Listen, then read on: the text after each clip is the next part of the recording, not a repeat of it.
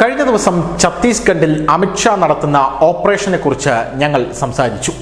അവിടെ ഒരു കൊടും ഭീകരൻ 100 ലക്ഷത്തിലധികം തലയ്ക്ക് വിലയിട്ടിരിക്കുന്ന കൊടും ഭീകരനായിട്ടുള്ള ഹദ്വി ഹിദുമയെക്കുറിച്ചാണ് കഴിഞ്ഞ ദിവസം നമ്മൾ സംസാരിച്ചത്. അമിത്ഷാ നേരിട്ടിറങ്ങിയാണ് ഇയാളെ വെടിവെച്ചു കൊല്ലാനുള്ള ഓപ്പറേഷൻ നടത്തുന്നത്. എന്തായാലും ഇന്ന് അമിത്ഷാ അവിടെയുള്ള ബീജാപൂർ എന്ന് പറയുന്ന സ്ഥലത്ത് നടത്തിയ ഒരു സ്തുത്യാർഹമായ പ്രവർത്തനത്തെക്കുറിച്ചാണ് പറയാൻ പോകുന്നത്. ഇടതുപക്ഷ തീവ്രവാദം അഥവാ മാവോയിസം അവസാനിപ്പിക്കാൻ കേന്ദ്ര ആഭ്യന്തര വകുപ്പ് അല്ലെങ്കിൽ മന്ത്രാലയം എത്രത്തോളം ശക്തമായിട്ടാണ് CRPF ജവാന്മാരെ സജ്ജരാക്കുന്നത് എന്നതിൻ്റെ ഒരു ഉദാഹരണമാണ് ഈ വാർത്ത എന്ന് പറയുന്നത്. ബീജാപൂർ എന്ന് പറയുന്ന സ്ഥലത്ത് മാവോയിസം അല്ലെങ്കിൽ മാവോയിസ്റ്റുകൾ നക്സലുകൾ ശക്തമായി വിളയാടിക്കൊണ്ടിരുന്ന ഒരു സ്ഥലമാണ്, അല്ലെങ്കിൽ ഇപ്പോഴും വിളയാടുന്ന ഒരു സ്ഥലമാണ്. ഇവരെ അടിച്ചൊതുക്കാനായി അമിത്ഷാ തന്നെ നേരിട്ട് അവിടെ എത്തിയിരിക്കുകയാണ്. അവിടെയുള്ള ജവാന്മാരോട് അമിത്ഷാ സംവദിച്ചിരിക്കുകയാണ്. എന്തൊക്കെയാണ് ഇവരുടെ കയ്യിൽ അമിത്ഷാ വച്ചു കൊടുത്തിരിക്കുന്ന നൂതനമായിട്ടുള്ള മോസ്റ്റ് മോഡേൺ സൊഫിസ്റ്റിക്കേറ്റഡ് ആയിട്ടുള്ള ആയുധങ്ങൾ എന്നിവയെക്കുറിച്ച് നമുക്കൊന്ന് നോക്കാം.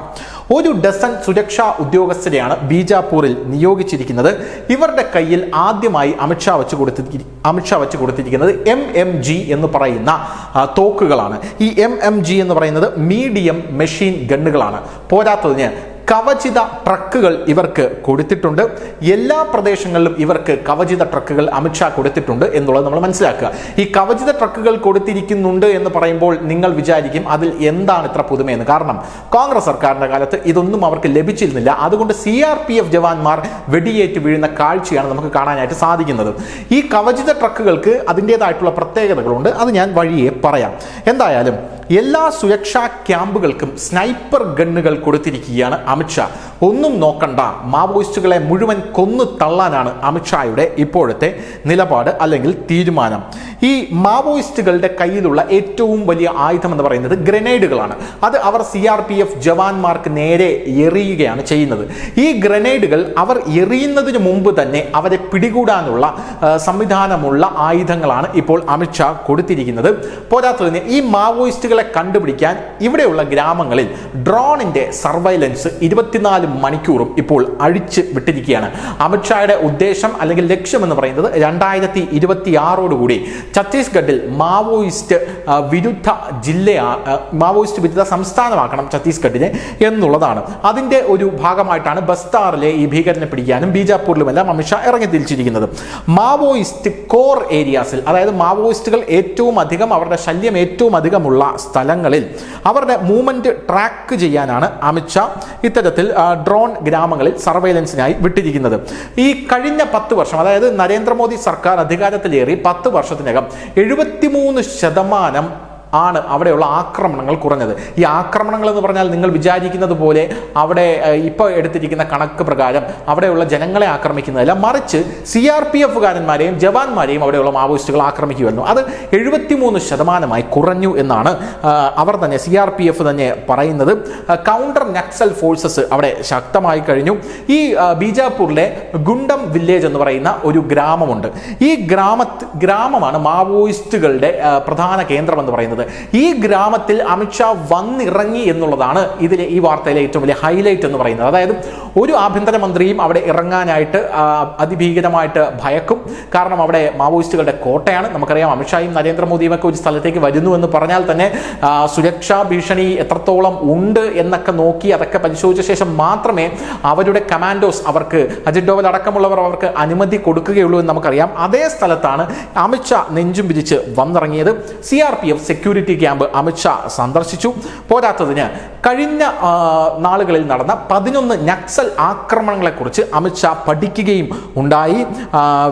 അതിനുശേഷം വികസിപ്പിച്ചെടുത്ത നൂതനമായിട്ടുള്ള ഇവരുടെ ആയുധങ്ങളെക്കുറിച്ചും അമിത്ഷാ പരിശോധിച്ചു. വികസന ക്ഷേമ പ്രവർത്തനം, അതായത് അവിടെയുള്ള ഗ്രാമവാസികൾക്കിടയിൽ നടക്കുന്ന വികസന ക്ഷേമ പ്രവർത്തനങ്ങൾ, അവർക്ക് കൊടുക്കേണ്ട സൗജന്യ റേഷൻ, അവർക്ക് കിട്ടേണ്ട വിദ്യാഭ്യാസം, ഇതെല്ലാം അവർക്ക് കിട്ടുന്നുണ്ട് എന്ന് CRPF ഉറപ്പുവരുത്തണം എന്ന് അമിത്ഷാ അവരോട് പറഞ്ഞു. അതേസമയം മാവോയിസ്റ്റുകളുമായി നിങ്ങൾ ഏറ്റുമുട്ടുമ്പോൾ യാതൊരുവിധ ദാക്ഷിണ്യവും അവരോട് കാണിക്കേണ്ട, കർശനമായിട്ടുള്ള നടപടി എടുത്തേക്കും, ജീവനോടെ പിടിക്കേണ്ട ആവശ്യമില്ല. നിങ്ങളൊരു കാര്യം ചെയ്യുക, അവരെ വെടിവെച്ച് കൊന്നുകളയൂ എന്നാണ് അമിത്ഷാ പറയുന്നത്. പക്ഷേ അത് ഗ്രാമവാസികളെ ബാധിക്കരുത് എന്നും അമിത്ഷാ കർശന നിർദ്ദേശം കൊടുത്തിട്ടുണ്ട്. അദ്ദേഹം ഗ്രാമത്തിൻ്റെ സുരക്ഷയും നിരീക്ഷിച്ചു. ജവാന്മാരോടൊപ്പം അദ്ദേഹം ഭക്ഷണവും കഴിച്ചിട്ടാണ് അദ്ദേഹം അവിടെ നിന്ന് മടങ്ങിയത്. ഇനി ഈ ഗ്രാമത്തെക്കുറിച്ച് നമ്മൾ പരിശോധിക്കുകയാണെങ്കിൽ ഒരു കാലത്ത് മാവോയിസ്റ്റ് കോട്ടയായിരുന്നു ഈ ഗ്രാമം. ബീജാപ്പൂർ ഗുണ്ടം എന്ന് പറയുന്ന സ്ഥലം ഞാൻ നേരത്തെ പറഞ്ഞതുപോലെ മാവോയിസ്റ്റ് കോട്ടയാണ്.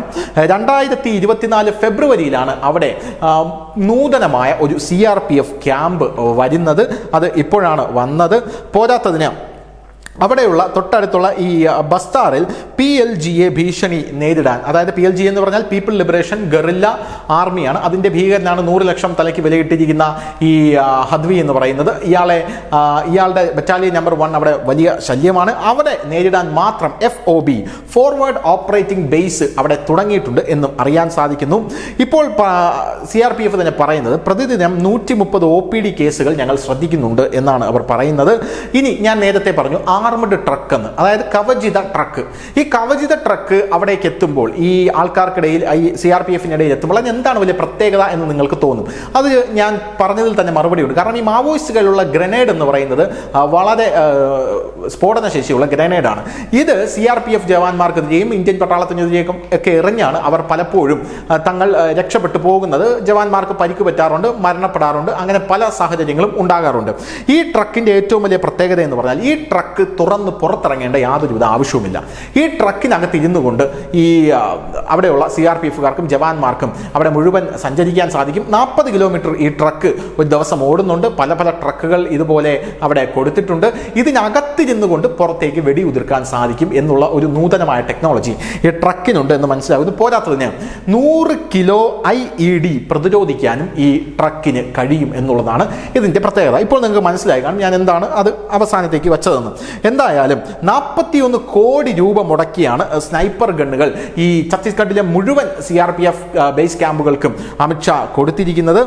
80കളിൽ 187 തസ്തികകൾ ഉണ്ടായിരുന്ന ബസ്തർ മേഖലയിൽ 7 ജില്ലകളായി 32,000 സർക്കാർ ജീവനക്കാരായി ഇപ്പോൾ വികസിപ്പിച്ചിട്ടുണ്ട് എന്നും നമുക്ക് മനസ്സിലാകാനായി സാധിക്കുന്നു. സെക്യൂരിറ്റി മെഡിക്കൽ ക്യാമ്പുകളടക്കം അവിടെ പ്രവർത്തിക്കുന്നു. എന്തായാലും 2026-നകം ഇടതുപക്ഷ ഭീകരത പൂർണ്ണമായും തുടച്ചു നീക്കണം എന്നാണ് അമിത്ഷായുടെ ഇപ്പോഴത്തെ നിലപാട്. കഴിഞ്ഞ 5 വർഷത്തിനിടെ 285 ക്യാമ്പുകളാണ് അവിടെ സ്ഥാപിച്ചിരിക്കുന്നത്. ഇത് മാവോയിസ്റ്റുകൾക്ക് വലിയ ഭീഷണി തന്നെയായി മാറിയിട്ടുണ്ട്. അവരുടെ പ്രവർത്തനം ഒരു 90% അവിടെ കുറഞ്ഞിട്ടുണ്ടെന്ന് നമുക്ക് മനസ്സിലാക്കാൻ സാധിക്കുന്നുണ്ട്.